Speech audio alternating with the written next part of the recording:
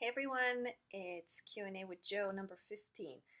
This one is a very important one, and I would like to encourage you to watch this a couple of times because this happens quite a lot in the dropshipping world. And I think there's a lot of misconceptions or misunderstanding on how it can be handled. So I wanted to shed some light on it.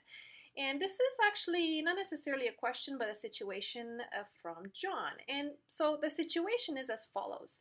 Customer complains that they found the receipt and that they paid more than, for example, Home Depot or whatever source they're using sells it for. So they're looking to have the difference in price. Well, that's nice, Mr. Customer. And before I used to feel very threatened about it, and I would just refund, I will give a partial refund because I would dislike the idea of getting a negative feedback. So of course, I have experience with a lot of returns. I'm not sure, if it's something to brag about, but with this experience in return, I realized, I guess, the type of power that I have as a drop shipper, in terms of handling this situation. So customer complains, they saw the receipt, they went on Home Depot, for example, and they realized they paid more than what Home Depot sells. So what you do is first apologize to the customer and explain your business model. There's an actual script. I'm going to put it below. And of course, if you have any questions about it, you can reach out to me and I'll explain further as to what the script says. So you'll be explaining your business model and, be as polite as possible and as crystal clear as possible in terms of your business model. A lot of customers don't understand exactly what drop shippers do. And not only that, a lot of customers don't understand that the big corporations such as Walmart, Home Depot, Bed Bath & Beyond, they also drop ship as well. So, it's important to bring some clarifications to your customers and explain your business model. Also, offer the customer the option to return the item to you and ensure you let them know that because this is not a damaged item, they are responsible for a 20% restocking fee. That's if you have it enabled for your listings. I do. So, of course, with that, the customer is going to explain, they're going to complain regarding this. They want a full refund. It's not fair. You're scamming them for money, whatever the customer is going to say to you, threaten you with a negative feedback. Now, this is really up to you. You have the power to either refund them in full, of course, make sure you get the item back, or keep the 20% restocking fee. I personally make this decision on a case-by-case basis, and I really like to exercise my option depending on how the customer handles this. If they're rude, demanding, and threaten me threaten me with a negative feedback if I don't refund them in full, if they're really, really rude to me and negative, I actually do keep the 20% restocking fee. As a business owner, you shouldn't give up on threats. It's kind of like, let's say, going to Walmart and buying a papaya, and then you realize some other local grocery store is selling it for a third of a price, right? And then you want to go back to Walmart and, you want to pay less for it, or they should refund you, a partial refund. It just doesn't work that way, okay? The policies are put in place and they're very clear in the listing. So if you enable the 20% restocking fee, they should be able to see that in the listing. If they demand the 20% and threaten to leave a negative feedback, that's actually called extortion. And when that happens, actually eBay doesn't allow that, doesn't condone that. So if they do threaten you, they say, if you don't give me the money back, I'm going to leave you negative feedback. That's price extortion. So what you do is you actually contact eBay and have the agent write in the notes that if the customer chooses to leave a negative feedback, it will be removed due to extortion. And you have your messages to prove that. So, your messages, the customer threatening you, those are proof enough for you to remove that negative feedback. So, if I need to make the call to eBay to make these notes, make sure you contact eBay merchant support if you have a store with eBay. Not the regular line. It needs to be merchant support. The merchant support is there for you to help you.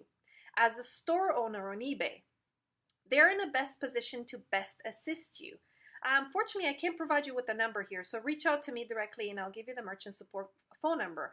And again, make sure that you actually have a store, not just a regular account, because if you just have a regular account and not a proper merchant support, sorry, a store, an anchor, or like a big store account, they're not going to help you. So you have to have an eBay store account. And so they write the notes in that. They write that should the customer threaten you and try to extort you for money, they can do that. And so you can make sure you save that negative feedback. And so you have to get the customer to agree to that 20% restocking fee. Now, there's some nice customers that they will reach out to you and say, hey, I didn't notice, um, I would like a partial refund. They're actually being nice about it. They didn't realize, again, like I said, you can do it as a case-by-case basis.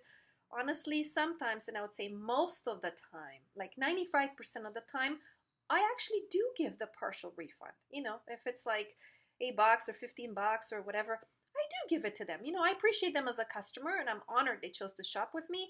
And, I don't fight it. I only fight it when the customer's threatening me, okay? Like, I don't allow a customer to threaten me. If they're being nice about it and they're asking me about it, I have no problem with that. I will refund them. But if they threaten me, I will stand firm for my 20% restocking fee. You will get customers that they will actually go, for example, let's use Home Depot. They decide to go take the item they bought from you and they go to Home Depot and they get the refund from them. And then they come back to you and they say, you know what, I returned this item to Home Depot and I'm coming back to you and I want you to give me the rest of the money, that I paid. In this case, you're actually in the luck. You can't partially refund anybody, or you can refund anybody if they return it to Home Depot. That's their choice. Now make sure in your notes you don't tell them to return it to Home Depot. That would be really stupid of you. So if they go and they return it to Home Depot and you never told them to return it, they're not entitled.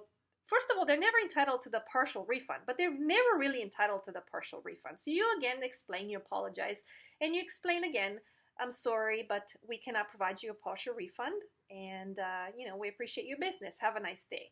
They're gonna get upset, and if they want to push it further, they may probably open a case in PayPal and demand this partial refund. Well, PayPal is going to ask them to ship back the item for a full refund, right? So they'll be like, okay, fine. If you want your refund for this item, then fine. You know what?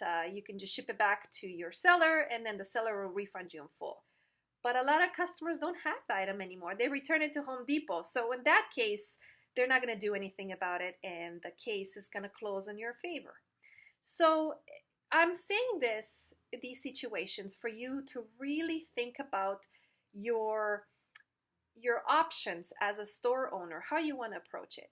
So you have an option to refund the customer, to partial refund them and, make them happy and appreciate them as a customer, especially if they approach you, as a nice person.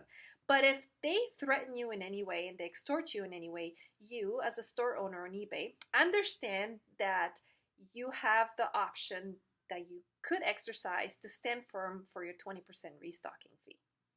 So like I said, the only way you can remove that is if it's your choice.